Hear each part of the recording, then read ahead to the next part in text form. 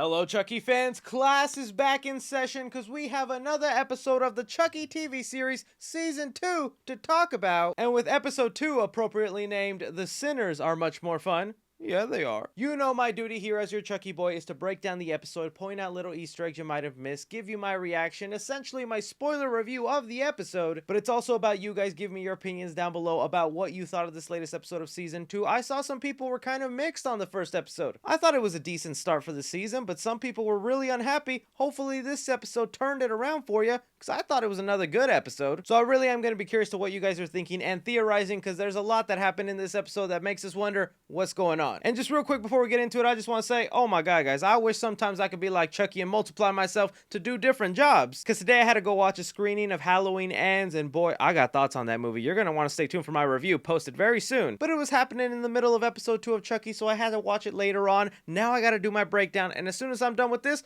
I got to watch that She-Hulk finale. And I got to do a breakdown on that. All is to say, I am very grateful that this is my position, and as you guys who watch these Chucky videos, that means you're most likely some of my OG fans on this channel. And with the channel recently hitting 500k, I just want to give a thank you to you OG fans who were with my channel probably from the very beginning, because if it wasn't for Chucky, I would not be where I am today. Alright, enough of that mushy stuff. Let's talk about a killer doll. So we open up episode 2 of the Chucky TV series with a couple of Easter eggs from Seed of Chucky, giving us a look at Glenn and Glenda from what they looked like by the end of that movie. We even have the same award that also appeared in that film, having us pan over to Tiffany waking up in bed where she finds the head of her Tiffany doll all bloodied out in her sheets, giving a big old cry and revealing an above bed mirror that is very reminiscent to the same above bed mirror that we saw in Bride of Chucky, where it gave us one of the coolest kills of the franchise. This is also a reference to The Godfather, where a similar thing happens to a character in one of those movies, except it was a horse head. Now when this happened, you and me were probably wondering, was that a dream? Was that real? What was going on? Thankfully they give us the answer to those questions, because Nika, who was in the other room in the same house, heard those screams, letting us know it happened for real and it wasn't a dream. But also great to finally see Nika come back this season. Fiona Dourif just does such a great job with this character and this duality of having to also be Chucky. I am still very pissed off from the way they left off her character with no limbs, and I'm hoping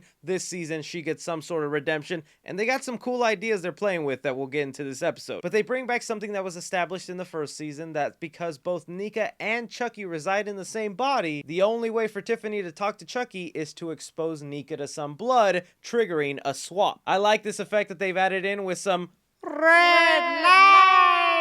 It's a solid way to start off the episode, bringing us to the title card sequence that is filled of picture frames, which is sort of the theme of this episode, or the mystery I should say. Why is a Chucky doll taking so many pictures? Now a lot of this episode was dedicated to showing the trio getting established to their new home, where we're even reintroduced to Devon Sawa, who's playing a brand new character not related at all to the previous characters from last season, although they did make a funny remark about it. Guy reminds me of my dad.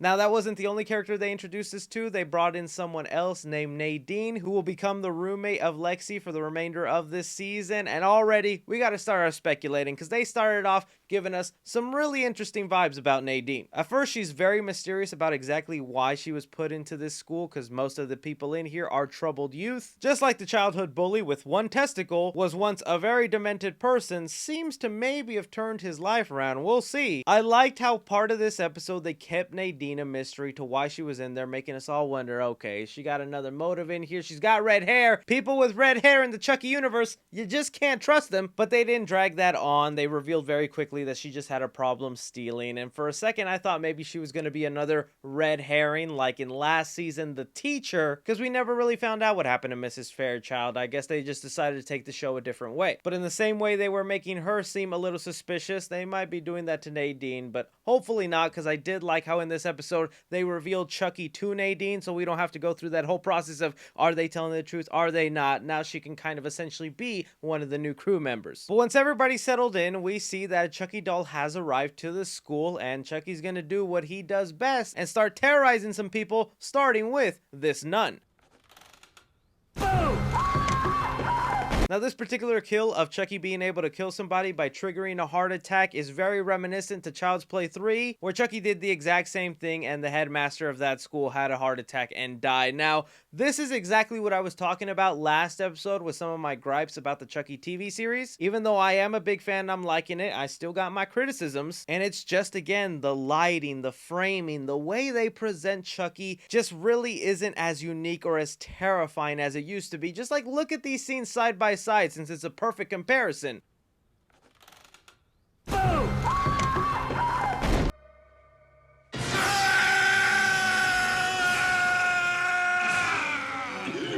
Like, come on, if you saw that face that Chucky made in Child's Play 3 in your kitchen, living room at night, you would have a heart attack too, no matter how young you are. And then the way Chucky is presented here and scares the nun in the series just does not hit the same way. And don't even get me started with him busting out a phone and just taking a picture.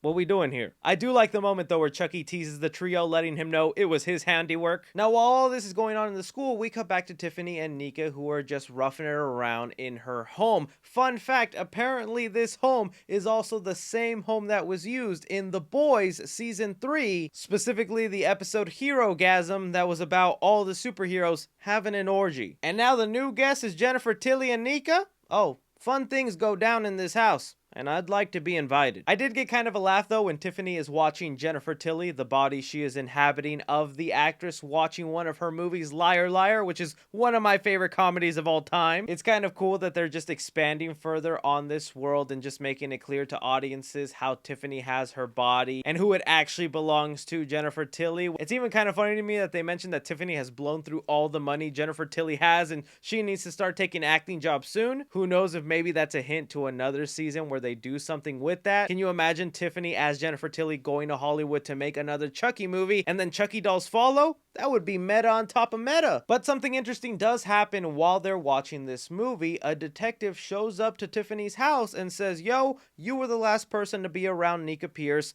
Is she here?" It does suck that Nika right now is the one who's being framed for all the murders of Colt and Curse of Chucky, but it's also nice to know someone's looking for her and can help her escape. Bringing us back to the school, we see Jake has snuck into the place where he last saw the Chucky doll, hoping to have an interaction with it, but unfortunately Devon Sawa's character, Father Bryce, steps in and gets in between them. This is the interesting part of this season to me. This whole dynamic of the Catholic school, the religious background, especially with two gay boys who are in love, and a murderous doll going around killing people like nuns and priests.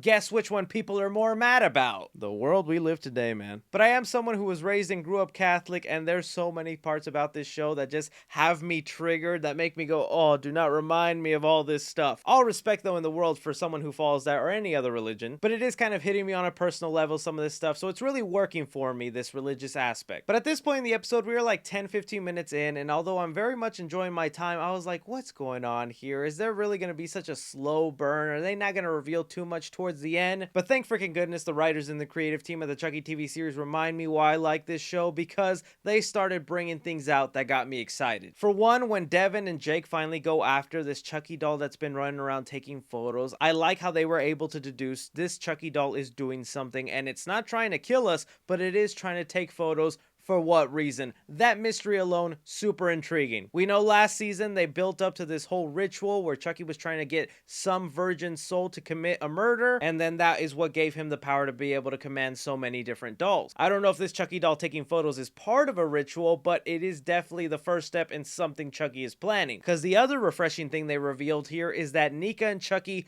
are working together. They're both trapped in the same body and they're having conversations within themselves inside Nika's head. That is pretty crazy. I really like that idea, especially because it's something Nika is forced to do and she just hates Chucky, so it must be a pain in the butt for her to do that, while also teasing us and leaving us with the thought that the twins are finally going to be coming back. Glenn and Glenda driving a car with the license plate they, them, which I am going to be doing my best to respect those nouns throughout the series recap, but if I do make mistakes, sorry Glenn and Glenda.